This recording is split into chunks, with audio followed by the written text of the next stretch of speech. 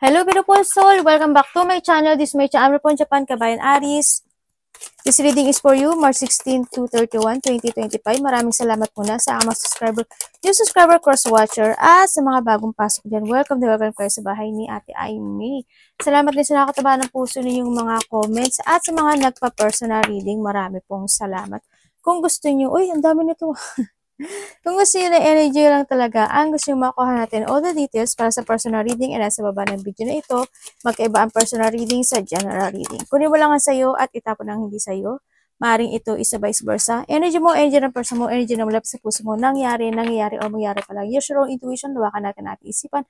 Kung hindi man nag-resonate at hindi nangyari sa inyo, ibig sabihin, hindi nyo energy ito.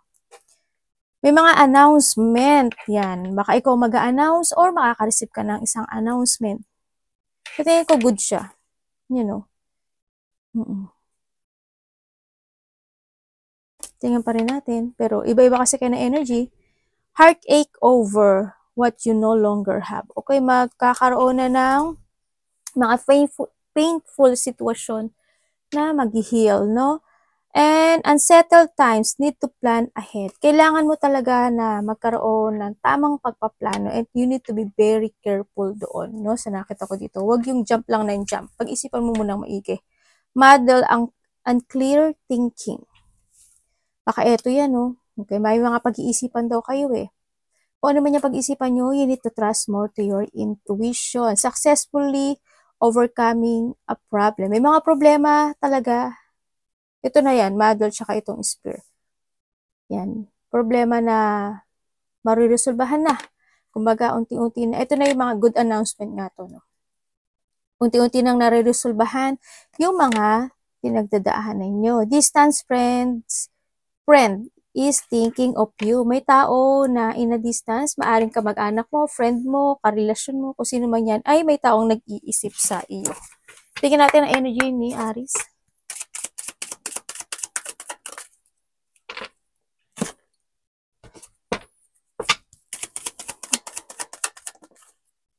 Oy. Tatandaan nyo palagi na maaring tayo is a vice versa.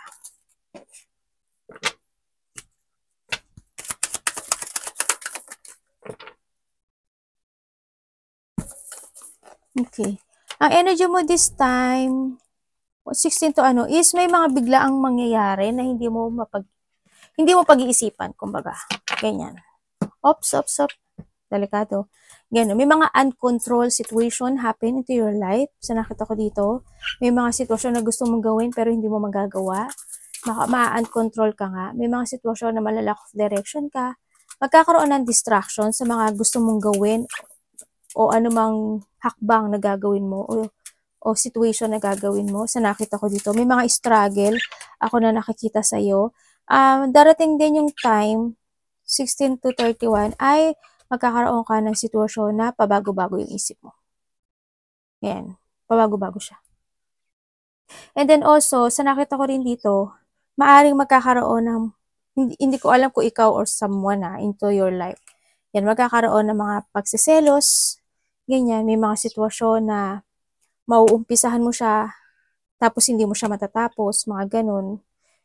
May mga sitwasyon na malalack of discipline ka, o kaya ma-uncontrol ka talaga. Ganun. May mga sitwasyon na maaring iba sa inyo is makaramdam ng katamaran.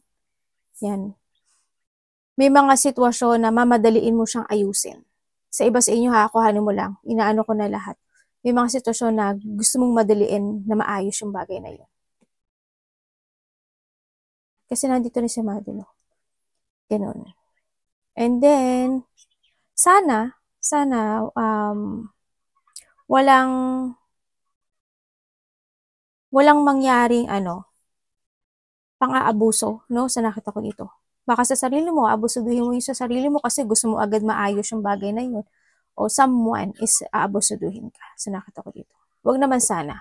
And also, yun na nakikita ko sa'yo eh. Kasi you want to create something into your life, pero parang magdadalawang isip ka dun. Parang magbabago pa yung isip mo. O kaya, sa iba sa inyo, pag-iisipan mo siya eh. Pero wag kayong wag kayong magmadali ha. Sa nakita ko dito. Kasi baka maging rush yung mga action nyo this time, magkamali ka. Diba? Yun. Ingat pa rin.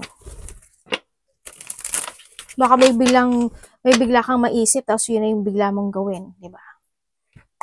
Trust your intuition. Anong parating kay Aries?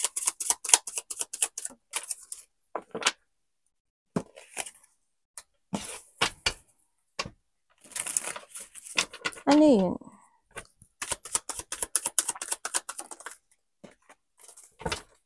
Kioskit oh.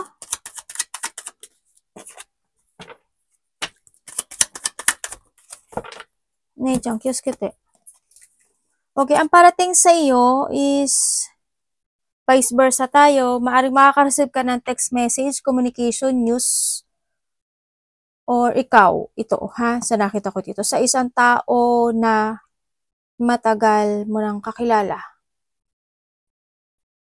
At baka humingi siya ng forgiveness, ng pagpapatawad sa iyo, at gusto niya ng new beginning sa iyo. Sa nakita ko dito. Parang gusto niya magkaroon ng pagsasaayos. Or, Aries, vice versa tayo, maaring ang parating rin sa iyo is meron ka daw pag-iisipan na isang sitwasyon sa buhay mo kasi maghahanap ka ng, magsisiyasat ka kasi sa sarili mo. Marami kang, may iisipin ka kumbaga. May iisipin ka, maghahanap ka ng katotohanan, ano ba dapat, ganun ba dapat, sa tingin mo ba ganito. May mga sitwasyon na magiging urong-sulong ka sa mga gagawin mo. Sa nakita ko dito, meron daw ako nakikita na magdadalawang isip ka. Kasi nakita ko dito is magja-jungling ka rin sa isang sitwasyon sa buhay mo. Iba dito siguro pag-iisip na if you want to withdraw o magre-retire na ako, ganyan. Sa relationship man yan, sa trabaho man yan, any situation sa buhay mo. Sa nakita ko dito. Ang iba naman kasi sa inyo is nagiging mabagal yung decision making nyo, no? Sa nakita ko dito. Kasi, mabagal. Mabagal yung decision na to. Sa kayo kasi, you want to be alone for a while, no? Sa nakita ko dito. Kasi why? May mga gusto kang i-develop sa sarili mo. Kung saan mang parte ng buhay mo. Into yourself, sa trabaho mo, sa pera mo, kung ano man yan, no? Sa nakita ko dito. Parang nagkakaroon ka ng resetting, no? Into your life. Ganyan. Parating sa'yo, nasabi ko na ba? Kasi may taong nga makikipag-communicate sa'yo, di ba? Yun na nakita ko. May taong bagong makikipag-communicate sa'yo, sa iba sa inyo, matagal na siya, kilala mo na siya, sa nakita ko dito. Ang nakita ko sa kanya, hindi ko alam kung may ibibigay sa sa'yo na gift, or pera, or negosyo, or anything. Parang may pagbibigay. May ibibigay ata sa sa'yo. Or, andito yung situation na itong tao na to is parang gusto niya magmadali. Hindi ko alam kung nagmamadali siya o magmamadali siya. Yun na nakita ko. Itong tao na makipag-usap sa'yo na bago, parang gusto niya magmadali. Ganun. At maaaring yun is pag-iisipan mo. Kasi magja-jungling ka pa raw. Pag-isipan mo maiki, ha? Bago ka mag-take it action. Kilala mo na siya Bago siya, pero kilala mo na siya. Tingnan natin ang dapat iwasan ni Aries. Kuhanin mo lang yung sa'yo doon.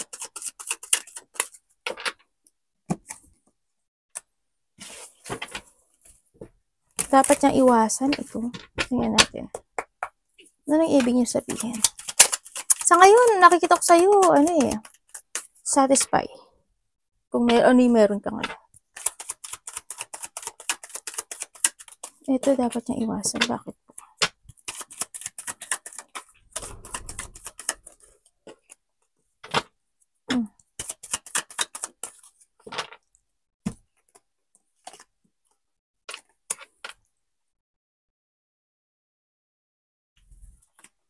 Okay. Ang dapat mo daw iwasan, for me, wala akong nakikitang Kasi, pangit. Kasi sa nakita ko dito, you are more focusing to yourself, no? Sa nakita ko to, kung sa maiiwasan ka, siguro, is not to keep moving to reach your goal. Sa nakita ko dito, yung hindi mo i-explore yung sarili mo, o hindi ka mag-forward sa mga plano mo or mawalan ka ng progressing into yourself. Kasi this is the time to more invest to yourself, no? Sa nakita ko dito. Yun na nakikita ko. Yung siguro yung mga iiwasan mo, yung hindi ka mag-focus muna sa sarili mo. Yun, iwasan mo daw yun. Ang nakikita ko kasi dito is you need more na tuloy-tuloy ka lang sa mga plano mo this time. Sa mga plano mo, sa growth mo, and be adventurous, and then also, hindi mo kailangan magmadali. Sinasabi dito.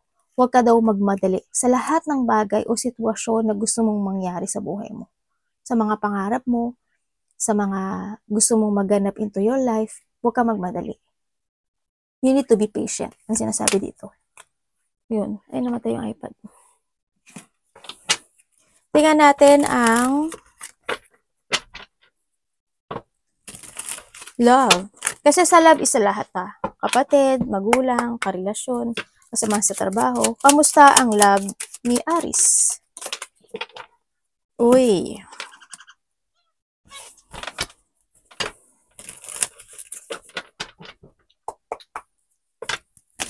Bakit po?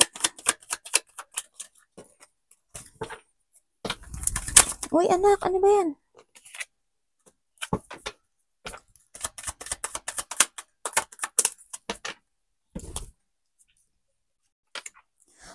Okay. When it comes to a love or vice versa tayo, when it comes to a love, is my offer.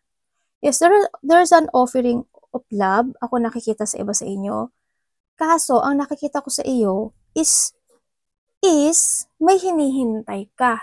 Parang nahandun sa sitwasyon na hindi ka nag-a-action. Yun ang nakikita ko. May bagay ka o sitwasyon ka na hindi mo pa siya kayang i-let go. Tapos, andun din yung situation na if there's an offering, sa iba ha, vice versa tayo. Kung nagkakaroon ng offering, parang hindi ka nagtatrust. Parang nahihirapan ka. Parang hirap ka siguro mag-trust ka agad. Sa nakita ko dito. Kasi you still waiting pa. May doubt ka doon sa offering na love na yun, no? Sa nakita ko dito. Kasi siguro may mga sitwasyon, no, it comes to alam na hindi mo pa talaga kayang i-let go. Kasi may nakita ko hindi mo pa na i-let go, no? Dito. Yun. And then, nakikita ko rin na medyo stagnant ka doon sa bagay na yun. When it comes to love. Yung offering is nare-reject mo siya. May doubt. Nagdadalawang isip ka pa. Nagkakaroon ka ng option when it comes to love. Sa nakita ko dito. Tingnan natin kung magiging maganda tong offering na to. Okay po ba tong offering na to?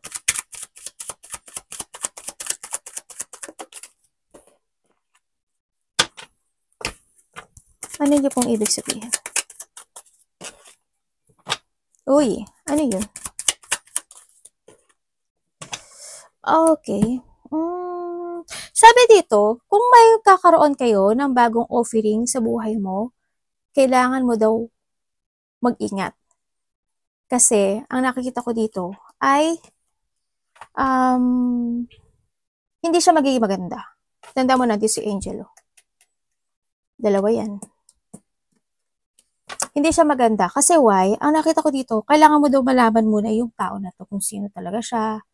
Hindi mo kailangan mag-hi agad o yes agad sa nakita ko dito. You need to be aware kasi ang nakikita ko dito sa tao na to na bago, baka gamitin ka niya. Baka gamitin ka niya. Sa nakita ko dito. Tingnan mo. May panggagamit ako nakikita dito. Yan. Parang handi siya sa sitwasyon niya na alam niya, nag-chinus ka niya because of the needs. Yun ang nakikita ko sa kanya. Pero sabi kasi na angels mo, dalawa yan. Diba? Bakit po? Ay, sorry, tower siya. Itong bago na to, hindi. Kailangan mo daw umiwas. Maaring, oo nga, ito, gagamitin ka lang niya. As in. May panggagamit ako nakikita dito. Pero nasa sa inyo pa rin yun na mag-trust kayo sa intuition nyo. Hindi ko naman sinasabi na energy nyo to. Yung nakikita kong energy is ganun, ha? Huwag nyong masyadong anuhin. Guide lang tayo. Kamusta ang money ni Aries?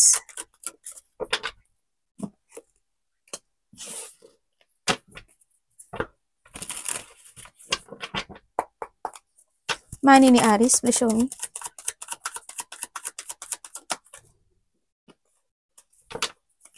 Ay, ano ba yan?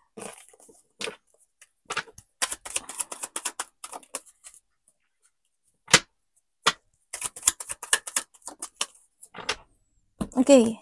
Okay, when it comes to your money, ang nakikita ko sa'yo, yes, nagkakaroon naman ng development. Ganyan. Hando naman yung you try to make it balance itong sitwasyon na to, kahit na minsan talaga is may palabas. Natural naman yon sa palabas. Pero, may mga achievement, may mga little goal of achievement ako nakikita at nagkakaroon naman din ng organizing, no? Kasi this time kasi, as nakikita ko dito is, mas naiintindihan mo na kung paano mo gagastusin or paano mo i-organize yung pera mo dito. Kaya ang nakita ko sa dito, hindi na siya more stressful sa nakita ko dito. Hindi na siya yung tulad na dati na de-depress ka, na stress ka, na anxiety ka, hindi. This time, may lungkot. Sometimes may lungkot. Siguro, with comes sa sometimes may disappointment, di ba? Hindi natin maalis yung natural kasi yun sa money eh. Pero you try to make it balance yung money mo. As in, nagiging patient ka naman sa paggastos. Nagiging organized ka nga actually, ano? Kumbaga, nai-enjoy mo naman yung mga success na nangyayari when it comes to your money. Diba? Kahit pa paano nagkakaroon ng stability yung money mo this time. Success, prosperity, stability. Nagiging organized siya. At paunti-unti na siyang mag-growth sa nakikita ko dito. Tingnan natin ang advice kay Aries, Vision, Universe.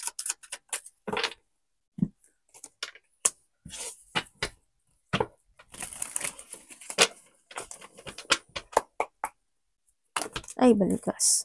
Ano ba to?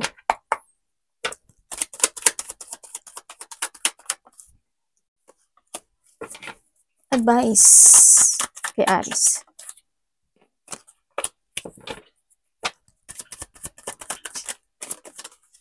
Thank you. Okay, ang advice daw sa'yo, sa nakita ko dito is, kailangan mong isaayos yung mga plano mo this time. Sa nakita ko to, and you need to take care yourself more. At pag-ingatan mo daw yung mga opportunity na darating sa'yo. And then also, ang nakikita ko rin sa'yo is it's time to resetting. Ganyan. O kaya start a new beginning with your own, no? Sa nakita ko ito kasi self yung nakita ko dito. Focus to your family, ganyan. Sa nakita ko dito, may mga sitwasyon na kailangan mo mag-transform, may mga sitwasyon na kailangan mo i-let go, o may mga sitwasyon na kailangan mong i-end, no? Pero pagplanuhan mo maigi kung ano yung mga bagay na yun. Hindi naman yung sinasabi na lahat i-end mo. You need to be very careful sa mga pagsasaayos ng life mo this time. Sa nakita ko dito. Yun. And syempre rin, sinasabi dito is you need to be aware din sa feelings ng ibang tao. And then, nakikita ko rin na maging wise ka.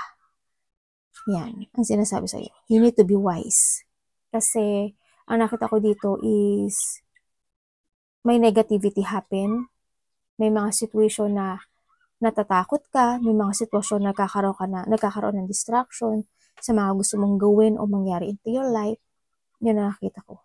May tao dito na nakita ko na may doubt ka talaga sa kanya, no? Bagong tao, sa nakita ko dito, may doubt ka sa kanya na iniisip mo siguro kung talaga may nararamdaman siya sa'yo. Tulad naman na sinabi ko sa'yo dito, ganun. Pero you need to trust to your intuition kasi nga, ang nakita ko dito, hindi siya totoo sa'yo. Pero, sana hindi mo energy to. Kung mahal mo talaga yun, sana hindi mo nga to energy. Pero yung nakita ko sa card kasi ganun, no? Yun, you need to trust to your intuition. And focus to yourself, as in.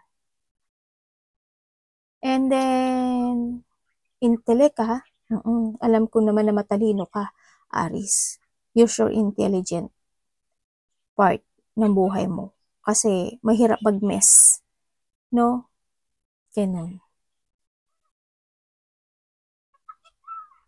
Arigatou naman, God bless.